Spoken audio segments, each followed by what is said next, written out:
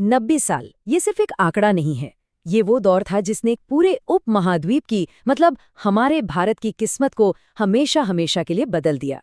तो आज हम इसी ब्रिटिश राज की कहानी को समझेंगे।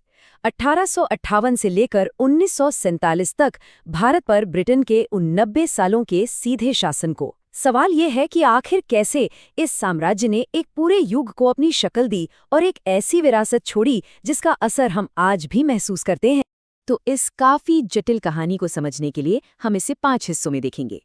सबसे पहले ये ब्रिटिश राज आखिर था क्या, फिर देखेंगे कि कैसे एक नए साम्राज्य को बनाया गया।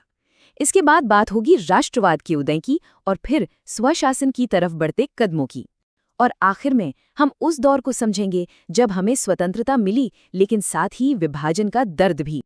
तो चलिए शुरू करते हैं सबसे बुनियादी सवाल से कि आखिर ये ब्रिटिश राज था क्या। और यकीन मानिए, ये सिर्फ एक शासन का दौर नहीं था, बल्कि ये भारत पर हुकूमत करने के तरीके में एक बहुत बहुत बड़ा बदलाव था। देखिए, राज शब्द का मतलब तो हम सब जानते हैं, शासन। लेकिन ये वाला राज, ये कुछ अलग था। हुआ ये कि 1857 का जो विद्रोह हुआ, उसके बाद ईस्ट इंडिया कंपनी, जो सोचिए एक ट्रेडिंग कंपनी थी जो पूरा साम्राज्य चला रही थी, उससे सारी ताकत छीन ली गई और सत्ता वो सीधे चली गई ब्रिटिश क्राउन के हाथों में। मतलब अब कोई कंपनी नहीं, बल्कि सीधे महारानी विक्टोरिया का शासन था। यहीं से साम्राज्य के एक नए और ज्यादा फॉर्मल दौर की शुरुआत हुई। तो ये जो 90 साल का दौर था, ये महारानी विक्टोरिया से शुरू होकर किंग जॉर्ज 6 तक चला और भारत में जो सत्ता थी वो असल में वाइसरॉय के हाथों में थी। पहले वाइसरॉय थे लॉर्ड कैनिंग और इस सिलसिले का अंत हुआ लॉर्ड माउंटबैटन के साथ। वही माउंटबैटन जिन्होंने ब्रिटिश शासन के उस आखिरी और शायद सबसे उथल-पुथल वाले दौर को देखा था। तो 1857 का विद्रोह एक बहुत बड़ा झटका था। इसके बाद ब्रिटेन का मकसद एकदम साफ था कि ऐसा दोबारा कभी नहीं होना चाहिए। पर सवाल ये था कि इतने बड़े और इतनी विविधताओं वाले देश पर अपनी पकड़ को मजबूत कैसे किया जाए। देखिए, अंग्रेजों ने इस विद्रोह से कुछ बड़े अहम सबक सीखे। पहला, उन्होंने सेना का पूरा ढांचा ही बदल डाला ताकि वफादारी पक्की हो सके। दूसरा, जो भारतीय राजकुमार उनके साथ खड़े रहे, उन्हें इनाम दिया गया, उन्हें उनके इलाकों की गारंटी दी गई। लॉर्ड कैनिंग ने तो उन्हें तूफान में लहरों को रोकने वाली दीवार तक कह दिया था। और तीसरा, और ये बहुत जरूरी है, उन्होंने सामाजिक सुधारों से अपने हाथ पीछे खींच लिए। उन्हें यह समझ आ गया था कि भारतीय समाज को जबरदस्ती बदलने की कोशिश बहुत खतरनाक हो सकती है। इससे उनका शासन करने का तरीका और भी ज्यादा कंजर्वेटिव हो गया।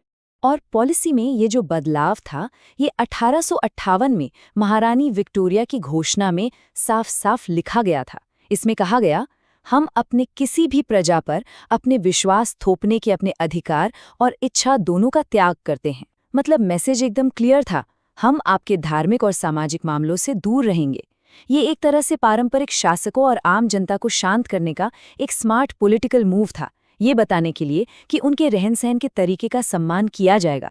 अब देखिए, अंग्रेजों ने रेलवे, नहरें और सड़कों का एक जबरदस्त जाल बिछाया और इसके कुछ फायदे भी हुए। जैसे अकाल के वक्त राहत पहुंचाना आसान हो गया। लेकिन ये एक दो-धारी तलवार की तरह था, क्योंकि इसकी एक बहुत बड़ी कीमत चुकानी पड़ी। इसका सारा का सारा खर्च, सोचिए, लगभग 50 मिलियन पाउंड वो भारतीय टैक्स पेयर्स पर डाला गया। और इन बड़े प्रोजेक्ट्स में भारतीयों को अच्छी नौकरियां मतलब स्किल्ड जॉब्स लगभग ना के बराबर मिली। लेकिन एक दिलचस्प बात हो रही थी।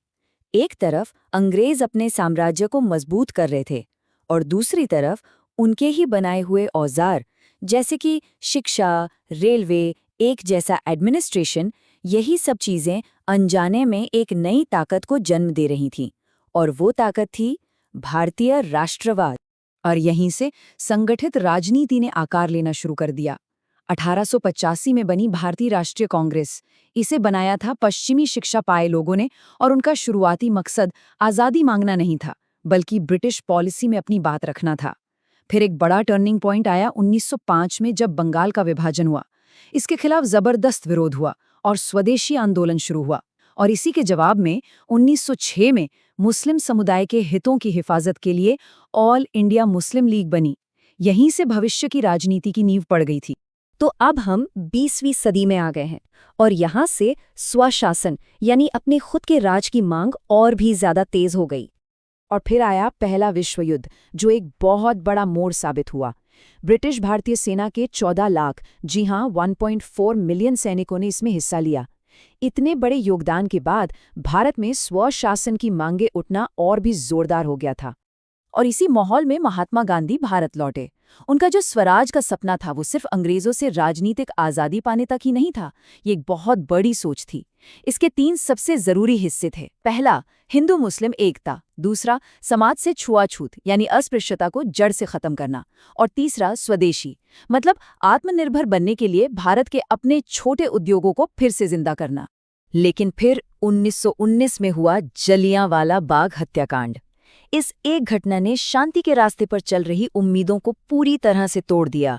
ब्रिटिश सरकार ने अपनी रिपोर्ट में कहा कि 379 लोग मारे गए, लेकिन कांग्रेस का अनुमान इससे कहीं कहीं ज्यादा था। इस भयानक घटना के बाद कई भारतीयों का ब्रिटिश न्याय से जो थोड़ा बहुत भरोसा बचा था वो भी खत्म हो गया। ये वो मोड़ था जिसके बाद आज़ादी की लड़ाई एक तरह से जरूरी हो गई थी। और अब हम पहुंचते हैं ब्रिटिश राज के आखिरी चैप्टर पर, स्वतंत्रता और विभाजन की वो दर्दनाक कहानी। दूसरे विश्व युद्ध ने तो सारे समीकरण ही बदल दिए। भारतीय सेना का आकार देखिए, 2,20,000 से बढ़कर 25 लाख सैनिकों तक पहुंच गया। ये इतिहास की सबसे बड़ी वॉलंटियर आर्मी थी। और वहीं दूसरी तरफ इस युद्ध ने ब्रिटेन को आर्थिक तौर पर पूरी तरह से तोड़ दिया था। साफ था, अब सत्ता का पलड़ा बदल रहा था। और इसी बीच मोहम्मद अली जिन्ना ने 2 नेशन थ्योरी यानी 2 राष्ट्र सिद्धांत का विचार सामने रखा। 1940 में उन्होंने कहा, ये एक सपना है कि हिंदू और मुसलमान कभी एक आम राष्ट्रीयता विकसित कर सकते हैं। वे 2 अलग-अलग सभ्यताओं से संबंधित हैं। उनका तर्क साफ था, हिंदू और मुसलमान 2 अलग-अलग राष्ट्र हैं जो एक साथ नहीं रह सकते। और इसी विचार ने एक अलग मुस्लिम देश की मांग को बहुत मजबूती दी।